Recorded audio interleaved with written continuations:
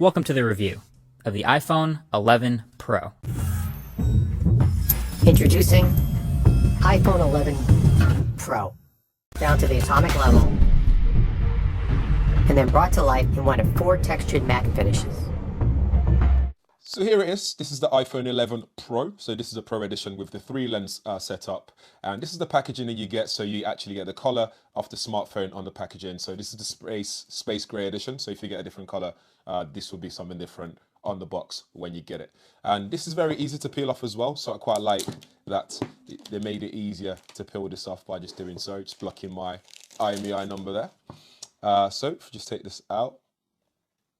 Oh, that looks so nice. So this is actually, as you open it up, it's not the front, you get the back first, which is quite interesting. If I remember clearly in the past, it's the front that you see the first time. So the logo has been moved down halfway through. And I read on Twitter today from Tom Warren that the UK or European edition will have that CE logo on the bottom there. Let me just show you guys. So you see that CE logo just there because of the European law. But I think the US version is just plain, so you get the logo and that's it, which would be a lot nicer, but we can deal with that, first world problems.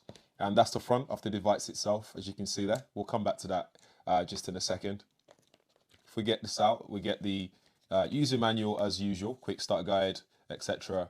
SIM ejector tool is there as well, and you get some stickers, some Apple stickers, so you can stick it on whatever you want, like your suitcase and so on. Here you got the new plug as well. So this is a supercharge or fast charge plug, which is actually nice to have that in the box for once. And this is the collapsible once it's USB-C port there. So I like this mechanism here. So when you're taking it on travels, it's easier to take away without hurting yourself. So you pop that in your pocket as well if you like to do so.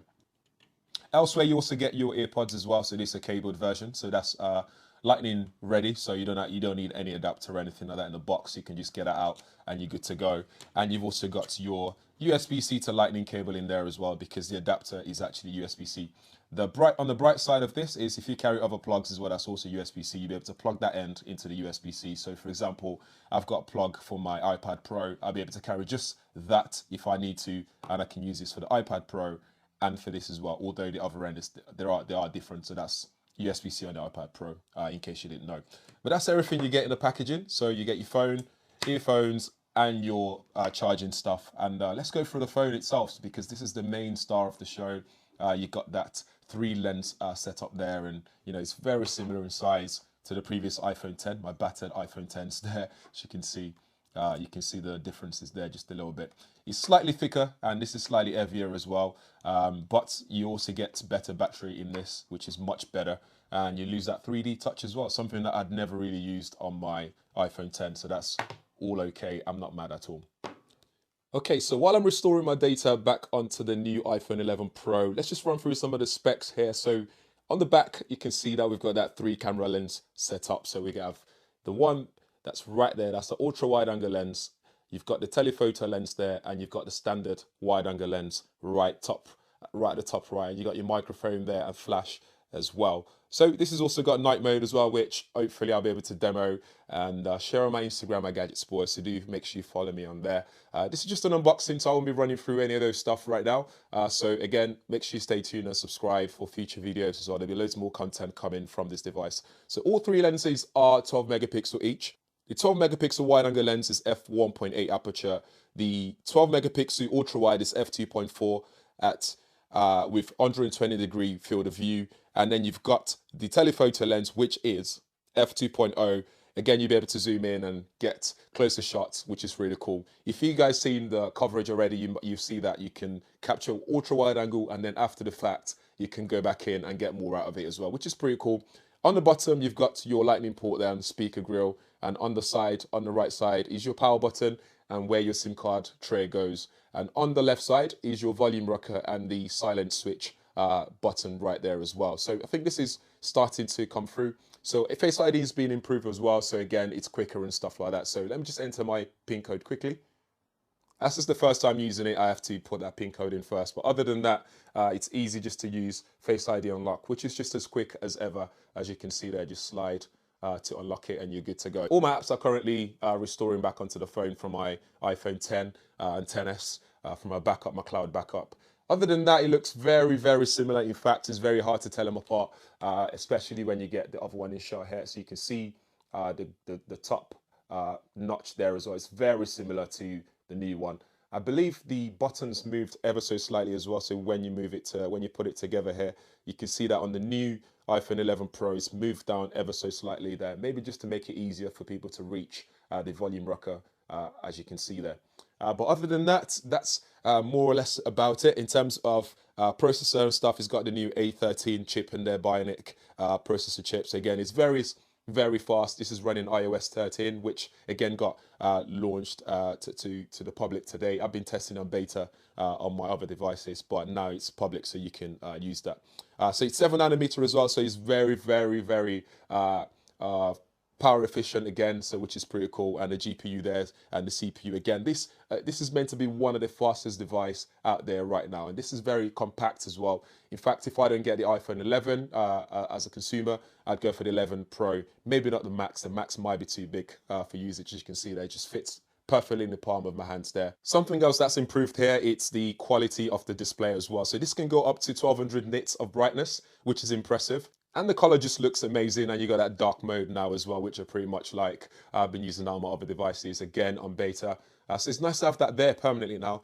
And I like this matte finish on the back on this space gray edition, and I like that they've moved the Apple logo just a bit further down there, so it looks really nice.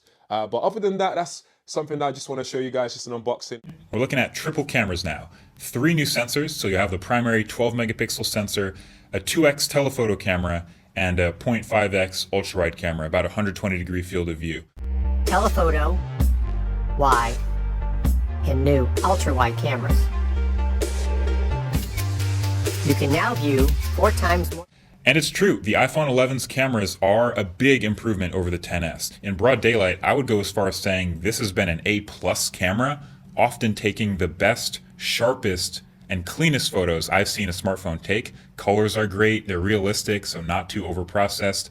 Dynamic range is excellent, and of course, with subjects, their tonal mapping is next level. It's really good, which helps it, of course, in tougher shooting scenarios where it's improved a lot over the XS. So the typical iPhone 11 Pro photo is, I think, the closest to what the human eye sees of any smartphone camera, and I'm including the Pixel in that, which tends to be a little fun. The main advantage should be consistency with the other lenses, and color-wise, white balance-wise, it's very consistent. But in quality and detail, thanks to the smaller sensor and slower glass, it is still noticeably a step down. It's softer. There's a little more noise reduction, doing more smoothing on the ultra-wide camera. So it's just generally not as good quality as the main camera, which is to be expected.